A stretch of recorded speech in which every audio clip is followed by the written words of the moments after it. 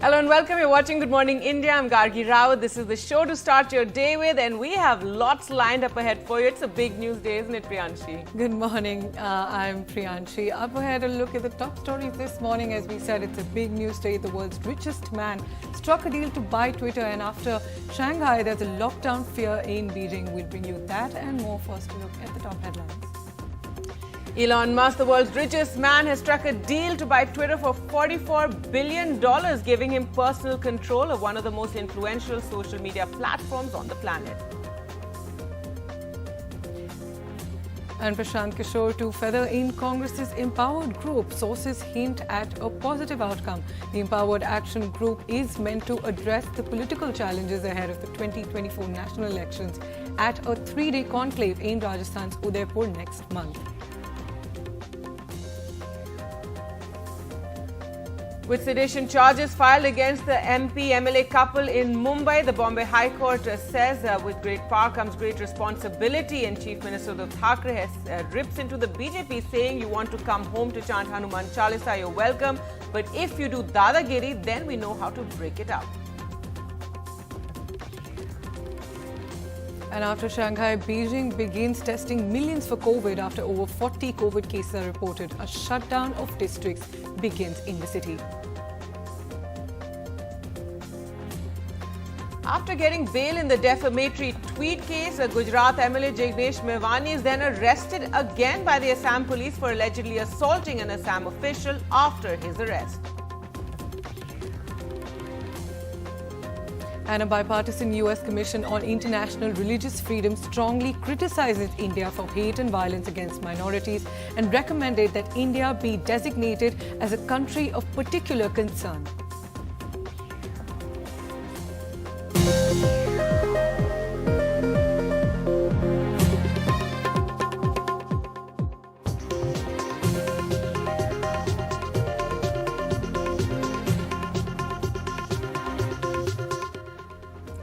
All right, so let's get started. Our top news. Elon Musk, the world's richest man, has struck a deal to buy Twitter for $44 billion, capping a saga complete with hostile takeover threats before delivering him personal control of one of the most influential social media platforms on the planet. Twitter famously served as a megaphone for former US President Donald Trump before the platform banned him.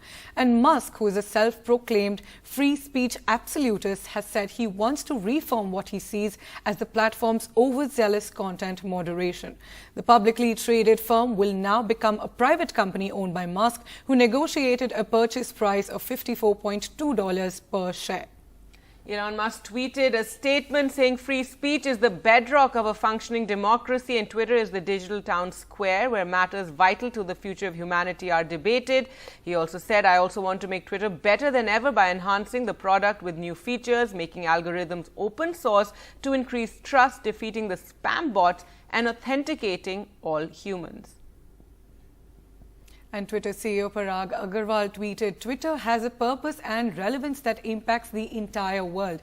Deeply proud of our teams and inspired by the work that has never been more important. And Twitter founder Jack Dorsey tweeted, Elon's goal of creating a platform that is maximally trusted and broadly inclusive is the right one. This is also Parag's goal and why I chose him. Thank you both for getting the company out of an impossible situation. This is the right path. I believe it with all my heart. I'm happy Twitter will continue to serve the public conversation around the world and into the stars. And let's just take a look at what NDTV's tech expert Rajiv Makhni had to say about this.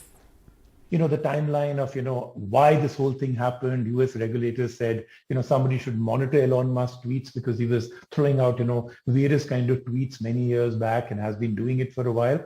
But I think what really, really surprises me is how serious is this usually very unserious man who loves, grand plans and loves big stunts, loves chaos. But now it seems like it's actually going to happen.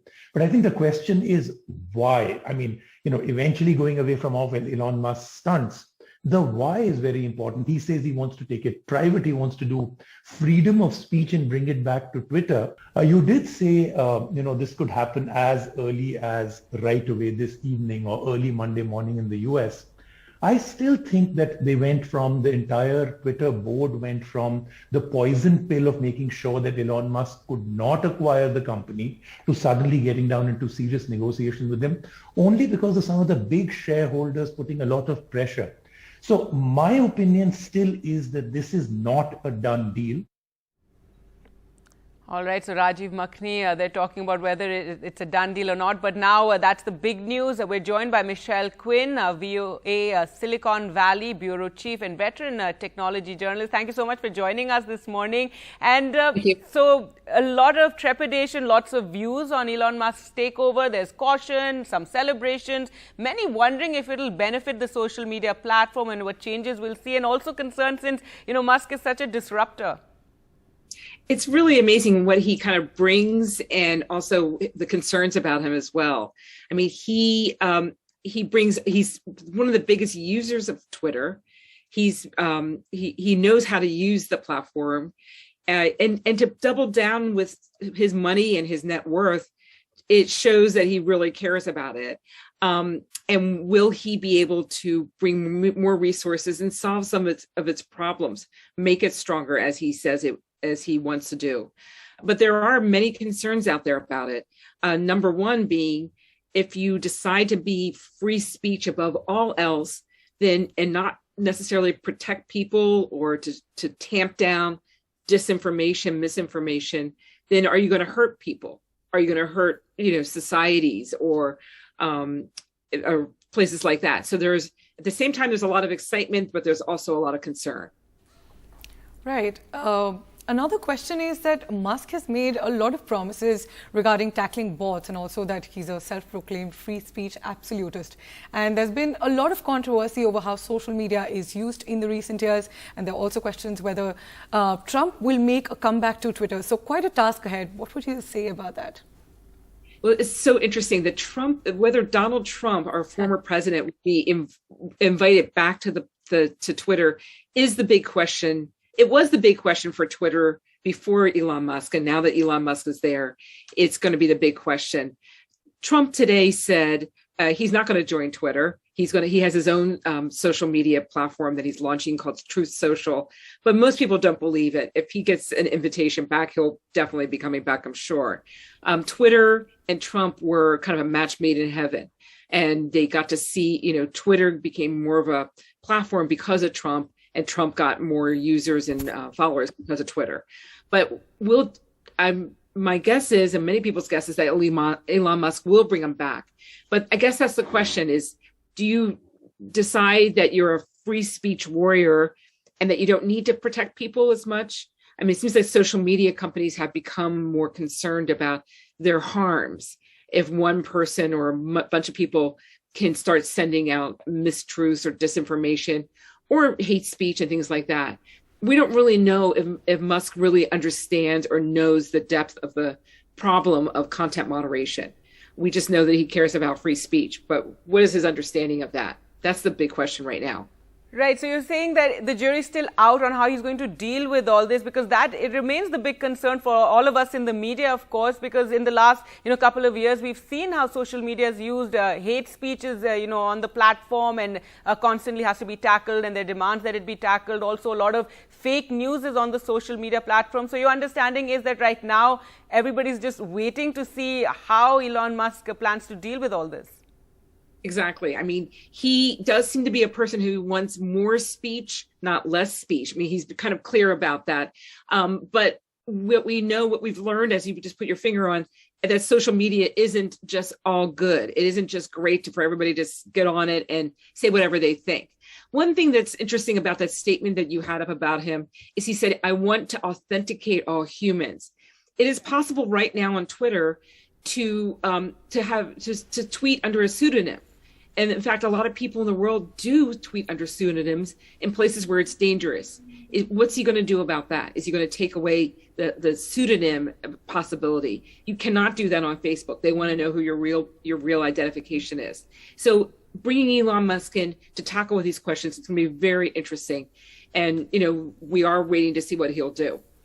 All right, so interesting days ahead, and Elon Musk, the disruptor, he did say that I'm going to tackle the bots or die trying. So let's see how that, how that develops going forward. So a big day. Thank you so much, Michelle, for joining us on the program. My pleasure. And Gari, like us, social media users and analysts are wondering how Elon Musk will run Twitter after Monday's agreement. Let's look at some expert takes. He actually silenced some of his critics when it comes to people talking about Tesla. And he kind of take it when somebody, attack a certain product. And so it's going to be that's going to be the tough point for him to say that it's going to be free speech. Free speech for you is hate speech for somebody else. Free speech for you is, a violation for, the laws and the policies of this country. I have a concern just based on his past behavior. And again, I don't know this man personally, but just based on his public behavior in the past, that his concept of freedom of speech is a very limited concept of freedom of speech for people who are already in positions of power. And does not have a great concern or really even a great understanding of freedom of speech for people who are routinely denied that freedom. What I can tell you as a general matter, no matter who owns or runs Twitter, the president has long been concerned about the power of large social media platforms, the power they have over our everyday lives, has long argued that tech platforms must be held accountable for the harms they cause. He has been a strong supporter of fundamental reforms to achieve that goal, including reforms to Section 230, enacting antitrust reforms, requiring more transparency, and more. All right, so lots of concerns, and we'll keep getting you all those opinions with this big news of Elon Musk taking over Twitter. But moving on to the other big news from China now. In China's capital, Beijing has begun testing millions of residents and shutting down residential and business districts on Monday amid a new outbreak of COVID there. And in fact, a lockdown in the financial hub of Shanghai has now prolonged to its 4th week, despite problems of food and medical supplies and protests by residents. Here's a report.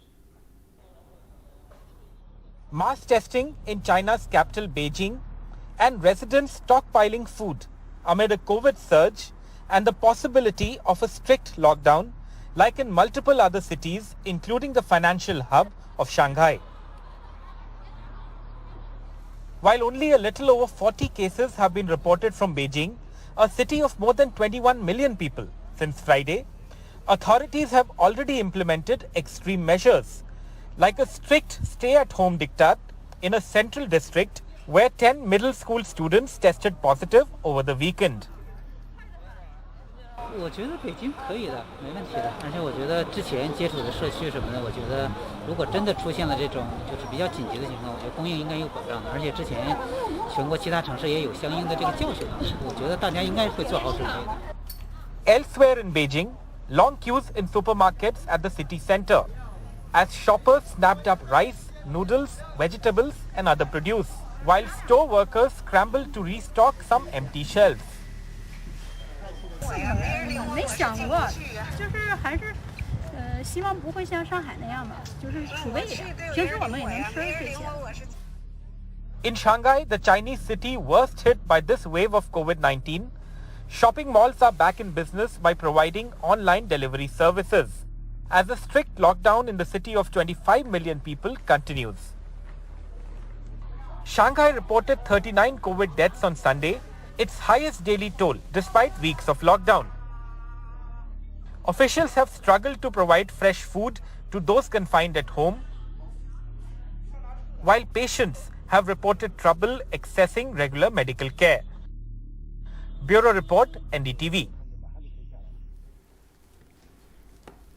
And moving to COVID in India, on Monday, 2,541 new COVID infections were reported, and that took India's active caseload to 16,522.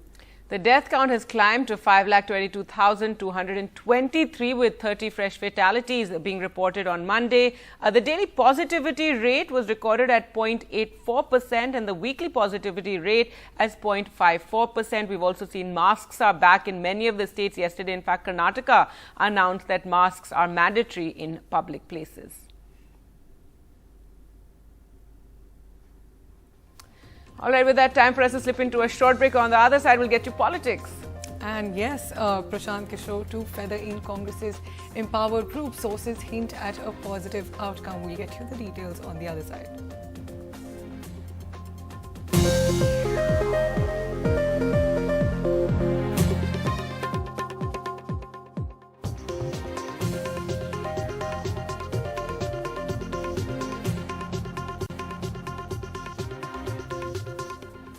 Welcome back. Let's now get you the latest on the Congress. And Prashant Kishor will be made part of the Congress's Empowered Action Group, is what sources have said, indicating the election strategist might have got both feet through the door. And the party, though, might take more time to decide on his exact role, on which differences still persist, they indicated. The report of the 8-member special team formed by Sonia Gandhi to take a call on the matter and has agreed that the Congress needs to project a new face ahead of the 2024 general elections. There's also a need for a total revamp of the organization, the report has acknowledged. Amid speculation whether IPAC's deal with the Telangana Rashtra Samiti ahead of the next state elections might have affected Mr. Kishor's negotiations with the Congress. Firstly, Congress President received a report from the 8-member group constituted by Congress President. The report was submitted on 21st of April 2022. Today she discussed that report with the group.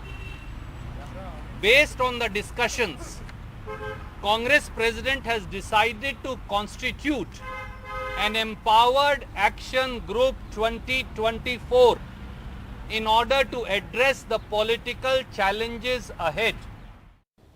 Well, his exact role, whether he's joining or not, that's been a big bone of contention and a division within the committee on that, and they've left it to Congress President Sonia Gandhi. But one thing is for sure, that the Congress will definitely have Prashant Kishor as part of that Empowered Action Group. In terms of the report, they've agreed with Prashant Kishor's proposals about a new face for the Congress, a new look, call it a new ad campaign, and they also agree that a revamp in the organization and in the structure is required if the Congress has to meet the challenges of 2024. So in that backdrop, there is a broad consensus, but we'll have to wait for that final meeting between Congress President Sonia Gandhi and Prashant Kishor about what exactly his role will be, whether he'll be part of it or he'll be supporting from outside. But what we have been made to understand is that he will definitely be part of the Congress structure. All right, so this long, protracted drama over whether Prashant Kishor is joining the Congress is going to continue for a few more days till we know for certain what's his future. But now an exclusive interview to NDTV, K.T. Rama Rao, son of Telangana Chief Minister K. Chandrasekhar Rao, ridiculed the Congress and questioned why election strategist Prashant would wish to join it, even calling it a sick unit. Right, Gargi, and Mr. Rao has signed up with IPAC, the organization that Mr. Kishor has led for years, setting off speculation on whether it put brakes on the election strategist's ongoing negotiations with the Congress. The fact, Uma, is no strategist, no agency can save you if the people do not want you. So much for that. Over the weekend, Mr. KCR, and you also had meetings with Mr. Prashant Kishor. What did he tell you? Well, he obviously means well for us, and he was the one who made introductions. Prashant Kishor is somebody who we've been talking to for the last 7-8 years, in fact. So we know him personally at a personal level. Prashant Kishor, who you are taking in high regard, who you talk about in high regard, also speaks about Congress as a necessity for getting the BJP out of power, which is what Mr. KCR has been speaking about. Well, in fact, I think PK is just latching onto a sick unit. That's what it is. That's what's happening. I don't attach too much significance to it.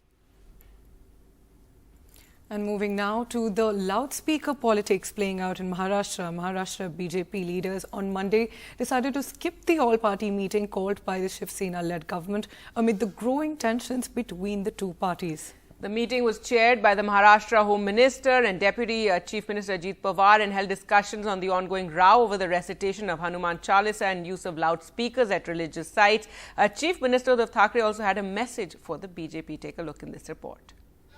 Navneet Rana and Ravi Rana, the two independent MP and MLA, will remain in jail for now. The couple were arrested on Saturday evening when they insisted on going to the Maharashtra Chief Minister's residence to recite the Hanuman Chalisa. The Bombay High Court rejected Navneet Rana's plea to quash the case against her, filed for trying to promote enmity between groups and stopping the police from doing their duty. The Bombay High Court said with great power comes great responsibility. It also said persons in public life are expected to act responsibly. The court agreed that the state government was justified in its apprehension that it could create law and order situation. The Bombay High Court said that declaration that a person would recite religious verses at another person's place or at a public place is a breach of the personal liberty of the other person.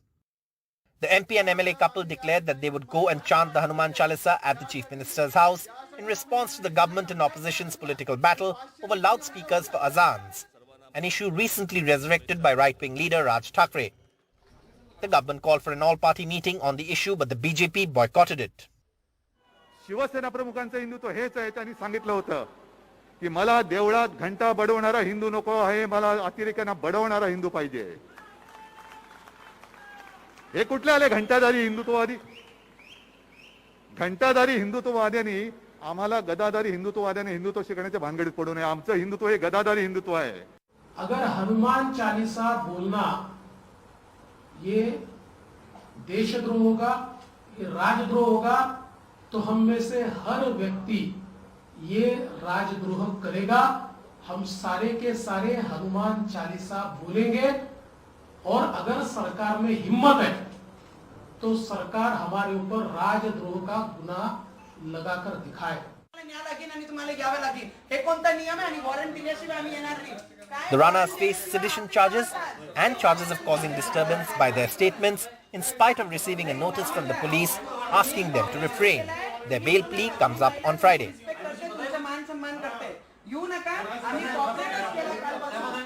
The BJP's target is the Shiv Sena, as it looks to dilute the Sena's Hindutva credentials ahead of the all-important BMC elections in the city.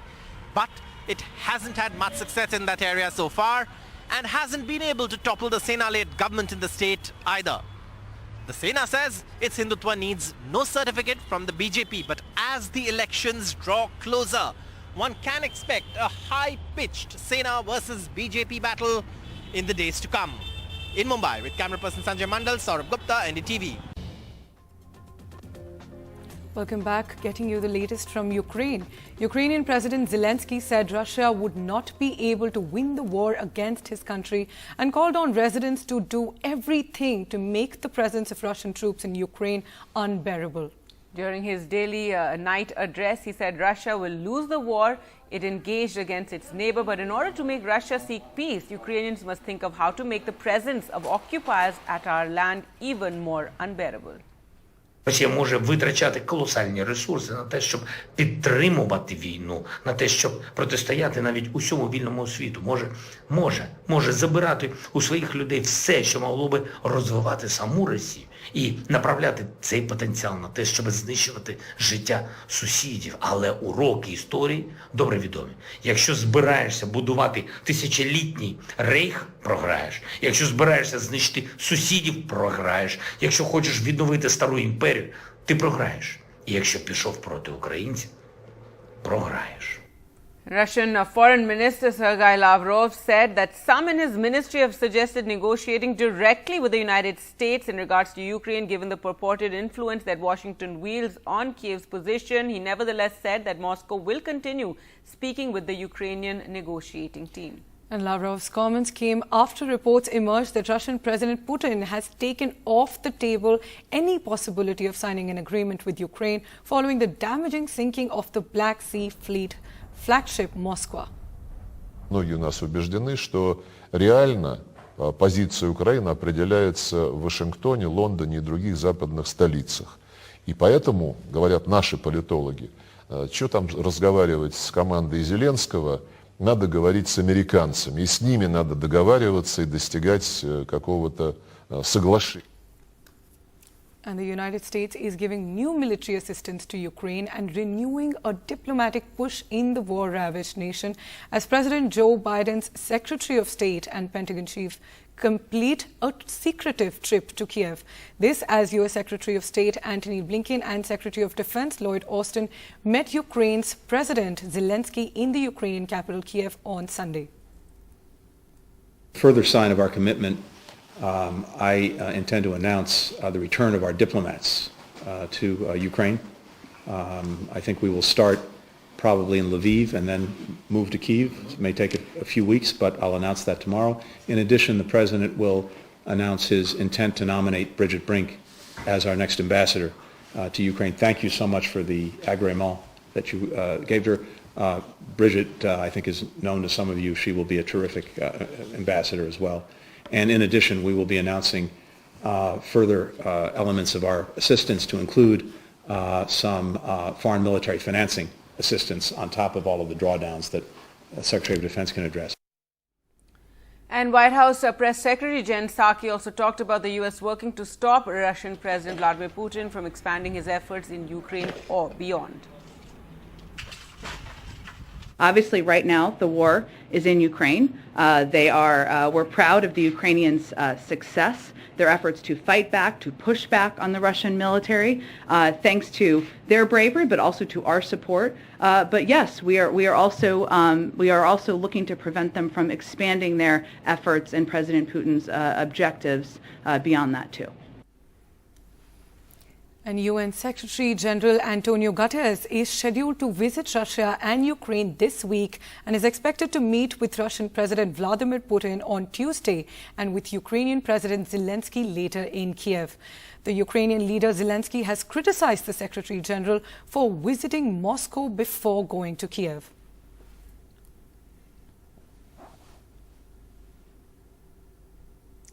In other news now, a bipartisan U.S. Commission on International Religious Freedom has strongly criticized India for hate and violence against minorities and recommended that India be designated as a country of particular concern for engaging in and tolerating systematic, ongoing and egregious religious freedom violations.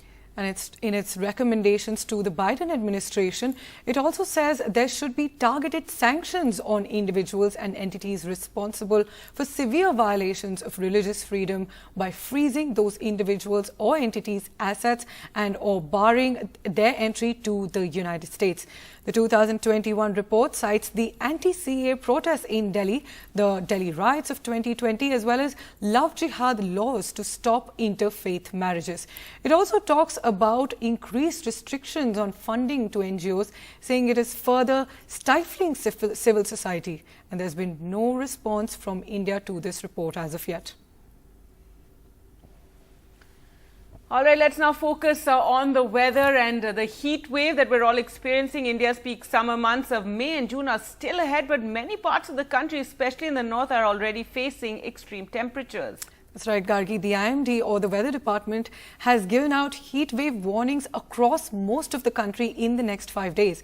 There are major consequences of this. There are from immediate health effects to a power crisis and even low crop yields. Alok Pandey and Manish Kumar gave us this report. A new heat wave across India, but the peak summer months of May and June are still days away. बहुत ज़्यादा मतलब pollution हो रहा है, इसीलिए गर्मी भी ज़्यादा बढ़ी। अप्रैल के महीना में किसी साल इतनी ज़्यादा गर्मी नहीं होती थी। थकान हो जाती है, यहाँ से जाने के बाद और तो कुछ करने का मन ही नहीं करता, यहाँ तक कि पढ़ाई करने का मन नहीं करता जाने के बाद। गर्मी के बाद हाल बेहाल है, शहर में किसी तरीके की कोई पानी की व्यवस्था नहीं है। जहाँ पानी था इसलिए पानी के लिए खड़ा हो गया। मई जून में आदमी जैसे पंछी मर जाते हैं, ऐसे तड़प तड़प के आदमी भी मरने की कंडीशन पे है। Today's data shows heat waves across the country in pockets of Uttar Pradesh, Bihar, Gujarat, Bengal and Andhra Pradesh. A heat wave is defined by the Met Department as a condition where the air temperature becomes fatal to the human body when exposed. In actual terms, it means a deviation of over 4.5 degrees from normal on any given day. The Weather Department says it will get worse by the end of the week, with heat wave conditions in 16 locations across 10 states, including a severe one in Himachal Pradesh's Solan. It is not a heat wave yet in Uttar Pradesh's capital Lucknow, but the stifling heat is getting worse. At 42 degrees, the temperature today was 2.5 degrees above normal. Extremely tough for those who have to work outdoors, like Park Supervisor Radheshyam Bind. धूप गर्मी ज़्यादा है, इसलिए जो है उससे बचने के लिए टोपी, गमछा, चश्मे का प्रयोग कर रहे हैं ड्यूटी है तो करना ही पड़ेगा। जो गर्मी जून जुलाई में पड़ती थी वो गर्मी अप्रैल में ही पड़ रही है। तापमान बहुत ज़्यादा है। Another big worry, the heat waves in India began in March, which experts say is unprecedented. With Manish Kumar, Habib Ali and Rajesh Gupta, this is Alok Pandey, NDTV. All right, and if people were planning to escape to the hills, there's trouble there as well. Amid these heatwave conditions, there are forest fires being reported in the hills. They're breaking out in parts of Jammu and Kashmir and Uttarakhand. In Jammu and Kashmir's Udhampur district, fire broke out in Gangera Hills forest, and in Uttarakhand there is a fire that broke out last night in Dhanoda forest area in Pittoragarh. It was later doused by a team of forest department. And not just this, there was a fire in Kirtinagar area of Teri Garhwal as well, and this one in fact has been raging for the last 4 to 5 days. And just take a look at how they're fighting that fire, no equipment really, and just right next to the fire and using branches, and so attempts at putting out that forest fire. And this is something we see annually in the hills, but this year with the heat wave being early, forest fires also beginning earlier on. All right, let's get to the latest now on Gujarat MLA and Dalit leader Jignesh Mevani, who was actually re-arrested yesterday after getting bail in a new case just after he was granted bail by the court in Assam in the case over tweets critical of Prime Minister Modi. Mr. Mevani was arrested on Thursday from Gujarat's Palampur by a team of Assam police after a local BJP leader from Assam's Kokrajhar filed a complaint against him. Minutes after being granted bail, he was re-arrested. The police from Assam's Barpeta that came to arrest Mr. Mevani charged him under sections of the Indian Penal Code related to voluntarily causing hurt and stopping a government officer from doing his or her work. So this latest case under which he's been arrested, he's accused in it of assaulting and outraging the modesty of a woman police officer in this new case against him. So arrested again. All right, news now from Delhi, and the Punjab Chief Minister Bhagwant Mann came under attack from opposition parties after his visit to Delhi to study the capital's schools and hospitals, with both the Congress and Akali Dal slamming the visit as a political drama and photo op. And in fact, the Punjab Chief Minister, along with Delhi Chief Minister and Aam Aadmi Party National Convener Arvind Kejriwal, visited government schools and hospitals in Delhi yesterday. So Kirti Dwivedi reports.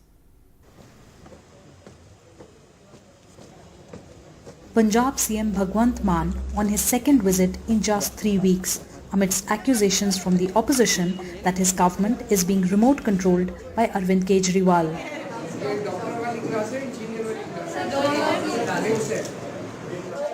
The reason for this 2-day visit is to go to Delhi government schools, mohalla clinics and the Rajiv Gandhi Super Speciality Hospital, cited by AAP as examples of its good governance.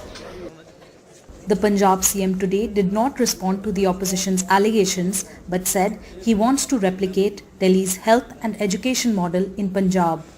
बड़ी जल्दी ਤੁਹਾਨੂੰ ਪੰਜਾਬ ਦੇ ਵਿੱਚ ਜਿਹੜੇ ਨੇ school ਜਿਹੜੇ smart school ਜਾਂ ਇਸ ਤਰ੍ਹਾਂ ਦੇ digital school extra digital school ਦੇਖਣ ਨੂੰ ਮਿਲਣਗੇ। ਹੈਲਥ ਐਂਡ ਐਜੂਕੇਸ਼ਨ ਸਾਡਾ ਪ੍ਰਾਇੋਰਟੀ ਸੀ, ਪਹਿਲਾਂ ਵੀ ਆਮ ਆਦਮੀ ਪਾਰਟੀ ਦੀ ਦਿੱਲੀ ਦੇ ਵਿੱਚ ਵੀ ਪੰਜਾਬ ਦੇ ਵਿੱਚ ਵੀ ਅਸੀਂ ਗਰੰਟੀਆਂ ਸਭ ਤੋਂ ਪਹਿਲਾਂ ਹੈਲਥ ਤੇ ਐਜੂਕੇਸ਼ਨ ਦੇ ਦਿੱਤੀਆਂ ਸੀ। Congress leaders called it a photo op, with its state chief tweeting, "In the last 1 month, 14 farmers of Punjab committed suicide under the AAP government.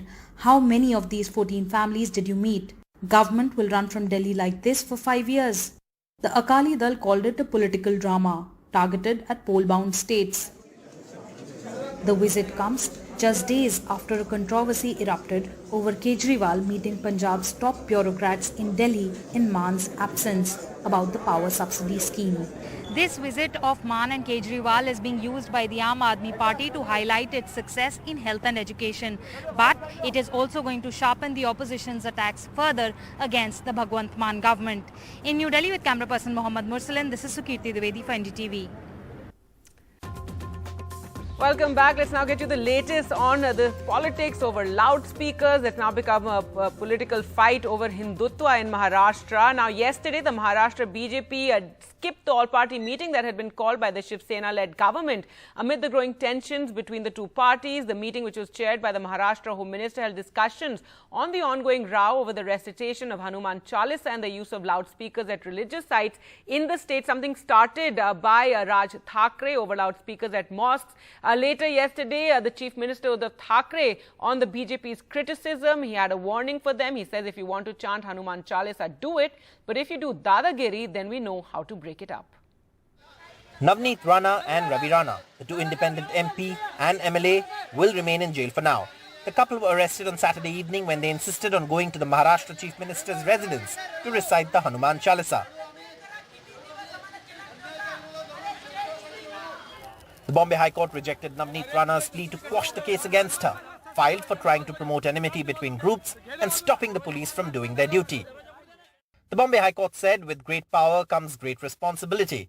It also said persons in public life are expected to act responsibly. The court agreed that the state government was justified in its apprehension that it could create law and order situation. The Bombay High Court said that declaration that a person would recite religious verses at another person's place or at a public place is a breach of the personal liberty of the other person.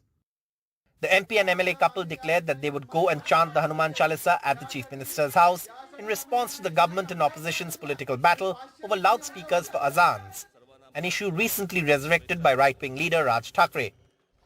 The government called for an all-party meeting on the issue, but the BJP boycotted it. Shiv Sena प्रमुखांचं Hindutva हेच आहे. त्यांनी सांगितलं होतं की मला देवळात घंटा बडवणारा हिंदू नको आहे, मला अतिरेक्यांना बडवणारा हिंदू पाहिजे. हे कुठले आले घंटाधारी हिंदुत्ववादी? घंटाधारी हिंदुत्ववाद्यांनी आम्हाला गदाधारी हिंदुत्ववाद्यांनी हिंदुत्व शिकण्याच्या भानगडीत पडू नये. आमचं हिंदुत्व हे गदाधारी हिंदुत्व आहे. अगर हनुमान चालीसा बोलना ये देशद्रोह होगा, ये राजद्रोह होगा, तो हम में से हर व्यक्ति ये राजद्रोह करेगा.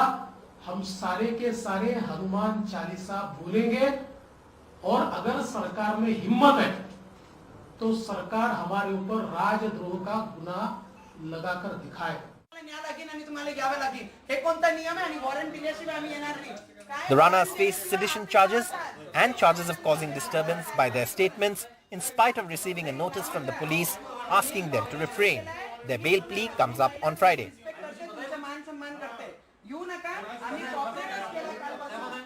The BJP's target is the Shiv Sena, as it looks to dilute the Sena's Hindutva credentials ahead of the all-important BMC elections in the city.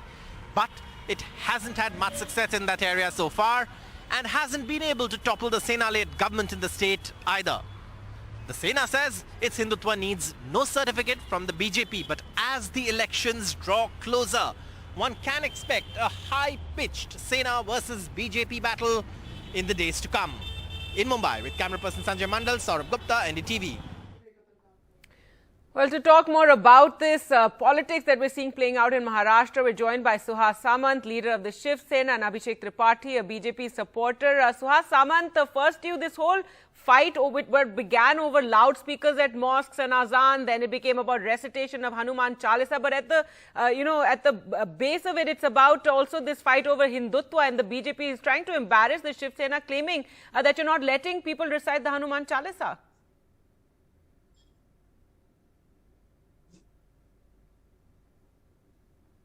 Hello?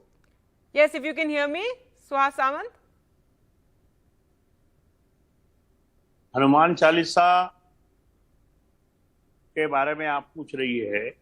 Hanuman Chalisa हिंदुओं का एक ग्रंथ है और हनुमान जी की ये प्रार्थना है, मगर प्रार्थना अपने घर में होनी चाहिए.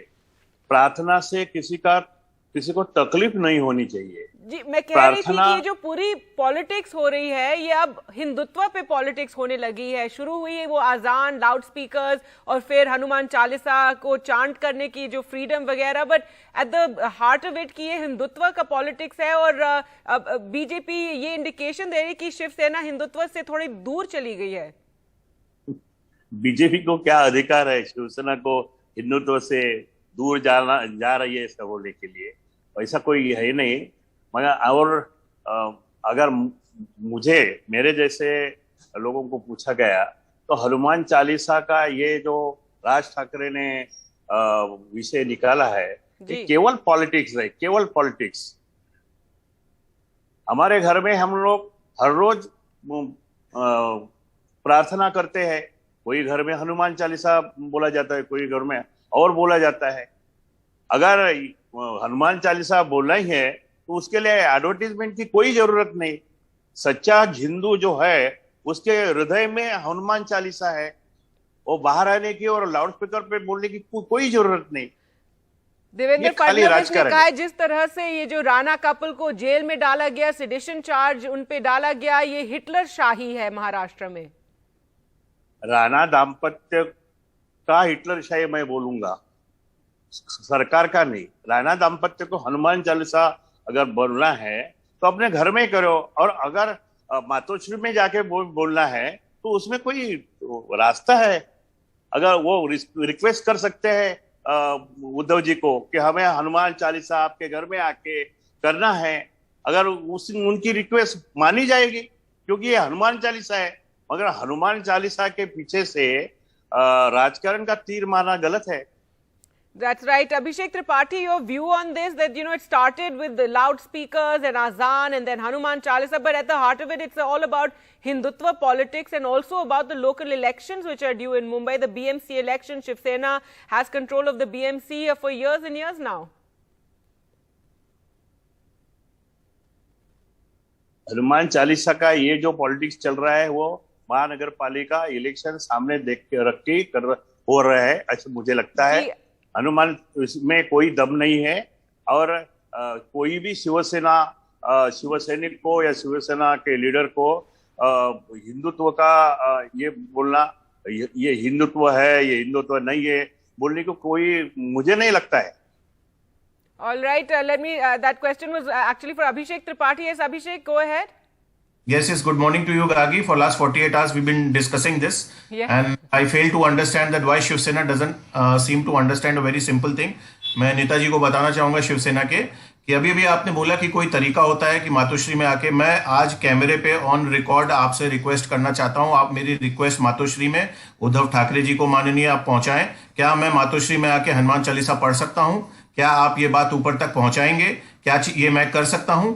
ये एक बहुत बड़ी विडंबना है जो महाराष्ट्र में हो रही है, मुंबई में हो रही है, कि आज शिवसेना हनुमान चालीसा पढ़ने से रोक रही है और सेडिशन का, देशद्रोह का चार्ज लगाया जा रहा है राणा कपल पे। ये आज उनको जुडिशियल कस्टडी में भी भेज दिया गया है। ये समझ में नहीं आ रहा कि ये किस वजह से हुआ है। दूसरी सबसे इंपॉर्टेंट बात मैं कहना चाहता हूं, पहले भी बोला है कि आप लोग हमला कर रहे हैं भारतीय जनता पार्टी के लीडर्स पे। पूर्व सांसद है किरीट सोमैया, उनको किस तरह उन पे अटैक किया गया ये सबने देखा है, और पुलिस, मुंबई पुलिस वो चीज देखती रह गई। मुंबई पुलिस के एक पुलिस स्टेशन के परिसर में ये काम हुआ है। तो ये समझ में नहीं आ रहा है कि हम किस दिशा में जा रहे हैं। बात एक बहुत छोटी सी थी। All right, let's get a response from that. And Suhas सामंत, ये जो किरीट सोमैया पे अटैक हुआ, वो दिल्ली पहुंचे थे कल सेक्रेटरी से मिलने के लिए about law and order situation in Maharashtra. इस पे आपका क्या कहना है? किरीट सोमैया ने पहला तो सांता क्रूज पुलिस स्टेशन पे जाना ही नहीं चाहिए था। क्यों? वो जा सकते हैं, वो भी पॉलिटिकल लीडर है। क्यों नहीं जा सकते? पॉलिटिकल लीडर तो है ही, मगर उनके पीछे भी अभी कोर्ट का ऑर्डर है, वो भी एक एक्यूज है, और अलग केस में है, वो मालूम था, वो अलग केस में है। सब लोग इकट्ठा हो गए हैं, शिवसैनिक है, बाहर के लोग हैं, टेंस वातावरण है, उधर जाके उन्होंने वो भड़काने का ही कोशिश किया है। सुहास जी, शिव सैनिक वहां पे क्यों थे? अगर शिवसैनिक पुलिस स्टेशन पे शिव सैनिक क्यों थे वहां पे? आप बोलते हैं किरीट सोमैया नहीं जा सकते, लेकिन शिव सैनिक सारे जा सकते हैं, ऐसा क्यों? आपके राणा दाम्पत्य मातोश्री के सामने चालीसा हनुमान चालीसा बोलने के लिए क्यों गए? रोड पे बोल सकते हैं। Shiv Sainik Santa cruise police station नहीं जा सकते, मगर राणा मातोश्री के सामने जाके जमीन पे बैठ के हनुमान चालीसा मातोश्री के सामने रोड पे वो कर सकते हैं, मातोश्री के अंदर करेंगे तो उनपे चार्ज लग सकता है। आज मैं यहाँ रहता हूँ, ये हनुमान चालीसा रोड पे Abhishek Tripathi, end of the day जो सारी पॉलिटिक्स खेली जा रही है अभी महाराष्ट्र में, it's you know from as I said, ये शुरू हुई अजान से और लाउड स्पीकर्स, फिर हनुमान चालीसा पे आ गई. अभी Rana couple whose bail plea coming up today, they try to you know create some sort of disturbance is the accusation against them कि उन्होंने ये जो challenge किया और वो भी मातोश्री का नाम लेके. when we all know Shiv Sainiks do get very agitated if there's any sort of attempt at seems to be some sort of controversy around Matoshri, but at the end of the day this is all very extraneous politics that's playing out. Abhi COVID numbers बढ़ रहे हैं, there's economic challenges, all kinds of issues are there, and this kind of politics currently playing out in Maharashtra. I fail to understand, Gargi, why does Shiv Sainik get agitated if somebody wants to chant Hanuman Chalisa? I mean, are we living as per the conditions? Hanuman Chalisa वो लोग नाराज हो जाएंगे, उसके हिसाब से हम लोग चीजें करेंगे. ऐसा तो नहीं है, ऐसा किसी कॉन्स्टिट्यूशन लॉ में सुहास सामंत जी, ये बार-बार बीजेपी ये इशू का जो क्वेश्चन रेज करे कि Shiv Sena is against chanting of Hanuman Chalisa again and again, this is what they are repeating. आपका क्या कहना है? हनुमान चालीसा अपने घर में करो ना, किसी के घर के सामने या घर में घुस के जबरदस्ती हनुमान चालीसा कर रहे हो. घर में घुस के कोई नहीं कर रहा है. ये परमेश्वर की प्रार्थना है. घर में घुस के कोई किसी के घर में घुस के या रोड में बैठ के राजकारण करने के लिए हनुमान चालीसा नहीं है. तो रोड पे बैठ के, आपके राज्य में रोड पे बैठ के जो इतने लोग नमाज पढ़ रहे हैं, लाखों लोग, उनको आप हटा रहे हैं क्या? ये तो अलग मामला है, उसके लिए उसके ऊपर भी ये चालू है. लाखों लोग प्रार्थना सुनो आप राणा मिस्टर और मिस राणा के बारे में बोलो. उन्होंने जो हनुमान चालीसा रोड पे बैठ के मातोश्री के सामने करेंगे करके बोला, ये गलत नहीं लगता आपको? अरे ये तो the High Court has also spoken on this and said that declaration that a person will recite religious verses at another person's place is a breach of personal liberty of the other person. So the High Court has also spoken on this. But anyway, I think we'll just leave it there, because this this again this kind of politics that we're seeing playing out in Maharashtra, where at the heart of it, as many of our reporters have been saying, is the BMC elections which are upcoming, and the BJP using this as an opportunity to attack the Shiv Sena. The Shiv Sena also there, as we said, this overreach of putting a sedition charge. The police has put a sedition charge against the Rana couple, which has also come under much criticism. Thank you both for joining us on the program today. Well, news now from Assam and the latest on Gujarat MLA and Dalit leader Jignesh Mevani. He was rearrested yesterday in a new case. This was just after he was granted bail by the court in Assam in a case over tweets critical of Prime Minister Narendra Modi. So he had been arrested for that on Thursday from Gujarat's Palanpur, from a guest house, in fact, around midnight, by a team of the Assam police, after a local BJP leader from Assam's Kokrajhar had filed a case against him there. And then yesterday, minutes after he was granted bail, he was rearrested. The police from Assam's Barpeta, who had gone to arrest Mr. Mevani, then charged him under another section of the IPC related to voluntarily causing hurt and stopping a government officer from doing her work. He's accused of outraging her modesty as well. Let's go across to Ratnadeep for more. And Ratnadeep, this is something that you had been reporting on, that his lawyers in fact feared that if he would get bail, he'd be rearrested, and that's exactly what happened. What's happening now? Well, what will happen today is that he would be produced at the Chief Judicial Magistrate Court in Barpeta, but at what time he would be produced is something that police is not sharing at this moment. His lawyers will also move a fresh bail petition in this new case. Now, in this case, he has been charged with outraging modesty of women. The complainant happens to be a Assam police lady constable who was escorting him while he was being brought from Guwahati airport to Kokrajhar. And according to the what we have picked up from police sources, according to her complaint, an FIR was filed. Now, this complaint was filed on 21st of April, the day he was brought to Assam and taken to Kokrajhar. And police sources say that they had initially investigated it, and then they found it fit to be registered as FIR, and they have taken custody of Jignesh Mevani. However, for the past 2 days, his defense counsel have been, whenever they've been talking to media, have claimed that even if Mewani gets bail in the previous case, which was with the Kokrajhar police station, where he indeed got bail, they had this apprehension. So therefore, it seems that this is going to be a new legal battle here in Borpeta for Jignesh Mewani, and we'll have to wait and watch what orders the Chief Judicial Magistrate of Borpeta gives in this case.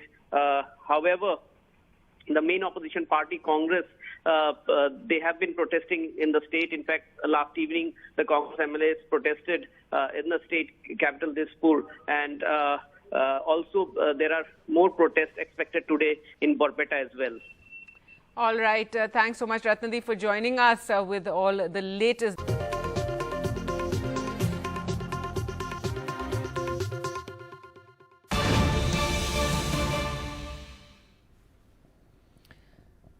Welcome back. Well, let's now get you the latest COVID numbers that have just been released by the Health Ministry, and 2,483 new cases have been reported in the last 24 hours. That's down 2% from yesterday's number. COVID test positivity is at 0.55%. That's down from 0.84% yesterday. So those are the latest numbers released today. But let's now focus on the situation in China. In China's capital, Beijing began testing millions of residents and shutting down residential and business districts on Monday amid a new outbreak of COVID. Remember, they have a zero COVID policy.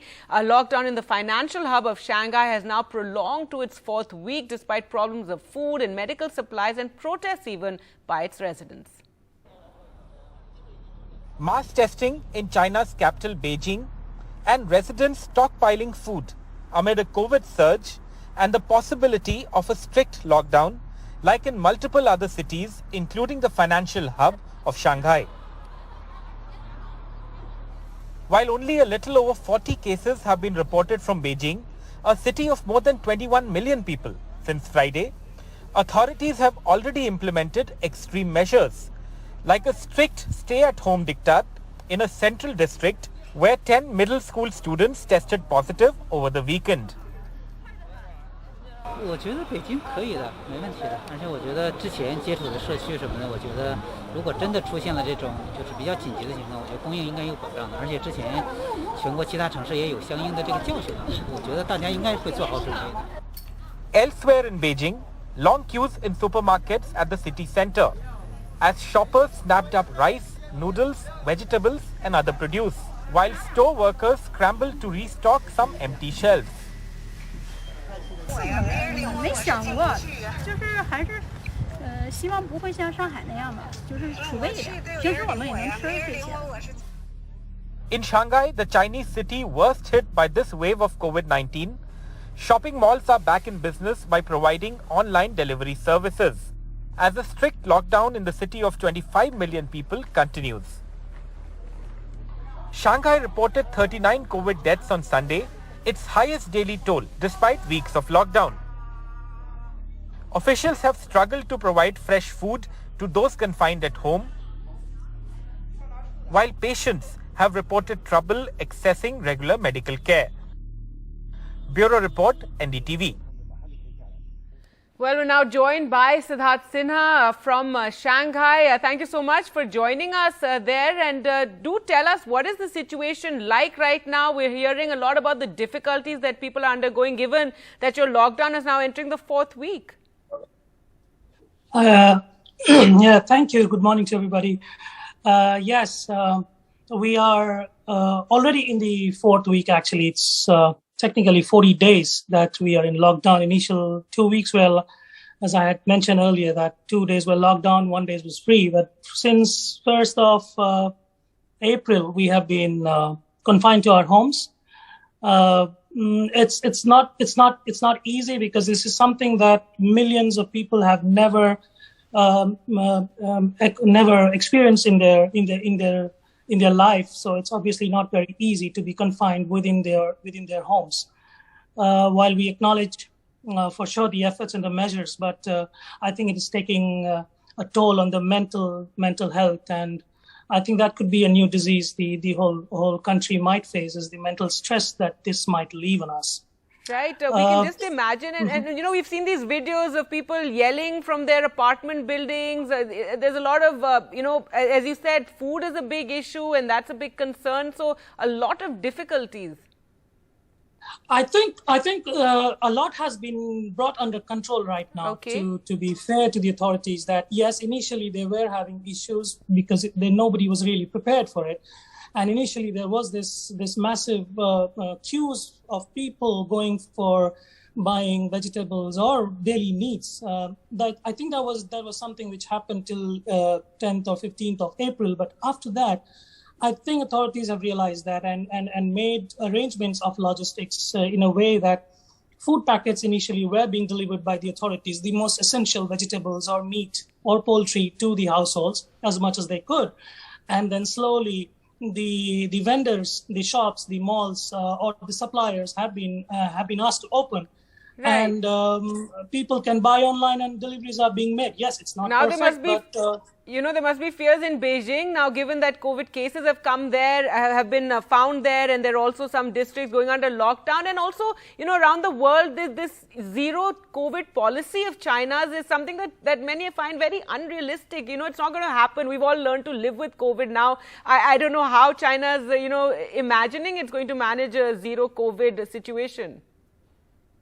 I think it was a story that every Chinese and people, expats as well, were very proud of. But having experienced what is happening, what is going on right now, we clearly, to be honest, we don't understand what is zero COVID policy.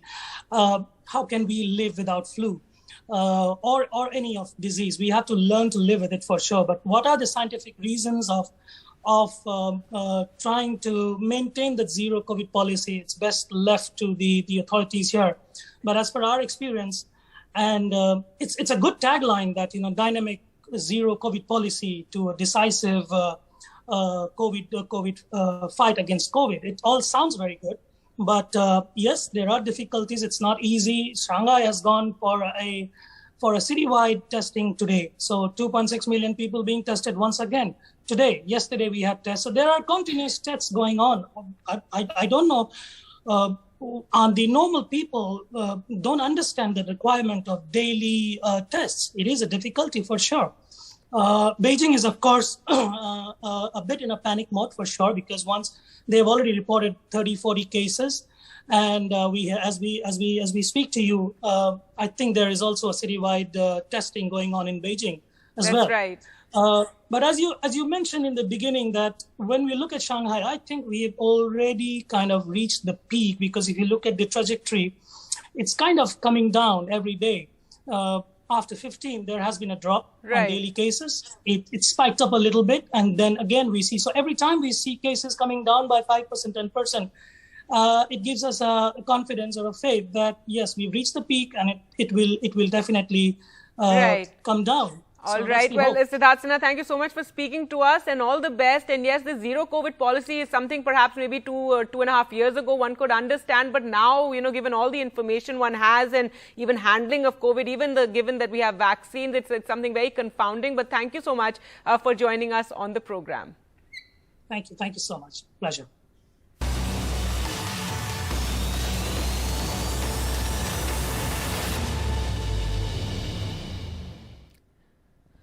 Let's now get you the latest from Ukraine, and President Zelensky has said Russia would not be able to win the war against his country. He also called on residents to do everything to make the presence of Russian troops in Ukraine unbearable. Росія може витрачати колосальні ресурси на те, щоб підтримувати війну, на те, щоб протистояти навіть усьому вільному світу. Може забирати у своїх людей все, що могло би розвивати саму Росію, і направляти цей потенціал на те, щоб знищувати життя сусідів. Але уроки історії добре відомі. Якщо збираєшся будувати тисячолітній рейх, програєш. Якщо збираєшся знищити сусідів, програєш. Якщо хочеш відновити стару імперію, ти програєш. І якщо пішов проти українців, програєш. And White House Press Secretary Jen Psaki talked about the U.S. working to stop the Russian President Putin from expanding his efforts in Ukraine or beyond. Obviously, right now, the war is in Ukraine. We're proud of the Ukrainians' success, their efforts to fight back, to push back on the Russian military, thanks to their bravery, but also to our support. But yes, we are also looking to prevent them from expanding their efforts and President Putin's objectives beyond that.